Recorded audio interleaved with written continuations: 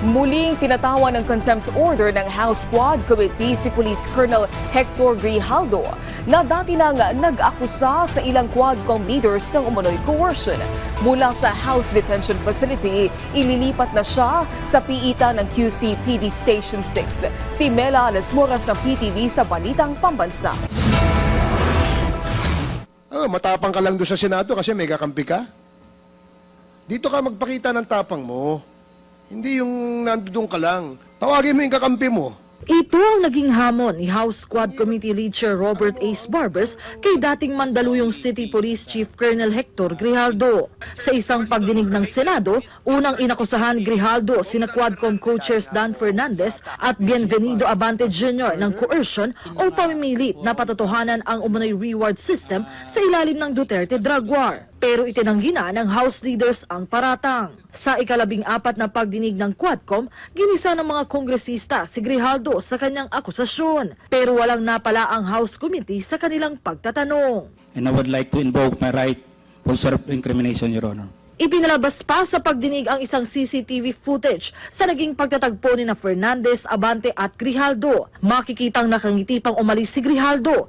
Ayon kay Fernandez, patunay yan na hindi naman talaga naharas ang police officer na may kasama pang ang ilang abogado. Dahil sa pag-iwas ni Grijaldo sa mga tanong ng mga kongresista, muli siyang pinatawan ng contempt order. Ipinag-utos na rin ng joint panel ang paglipat sa kanya sa QCPD Station 6. Galing ako sa serbisyo, iho, pero nakakahiya ka.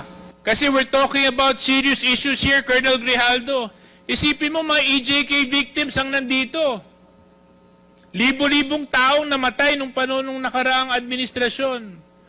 Buhay ng Pilipino ang pinag-uusapan natin dito. Kung si Grijaldo muling na-contempt, binawi naman ng Quadcom ang naunang contempt order laban kay dating PIDEA Chief Wilkins Villanueva. Sa susunod na Quadcom hearing, nais na ring paharapin ng mga kongresista si Bureau of Customs Commissioner Bienvenido Rubio. Naungkat kasi ng joint panel ang issue ng TARA system o umano'y lagayan sa ahensya.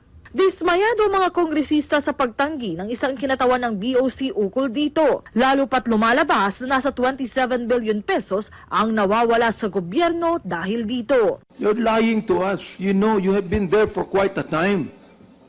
If the commissioners know about that, why don't you know? Attorney, Yes, sir. hindi naman galing sa Bureau of Customs yung report sa amin. Galing sa mga broker mismo.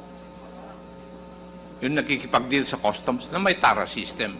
Considering that a certain Mr. Taguba is saying that there is a TARA system and he has experienced it, Your Honor. As a lawyer, Your Honor, may I just suggest, Your Honor, that a proper complaint affidavit identifying the specific circumstances on which he actually paid TARA and identifying the, Your Honor, please, with due respect, the persons or individuals involved so that the proper appropriate administrative or criminal action can be undertaken, Your Honor. Mula sa PTV, Mela Alasmoras para sa Balitang Pambansa.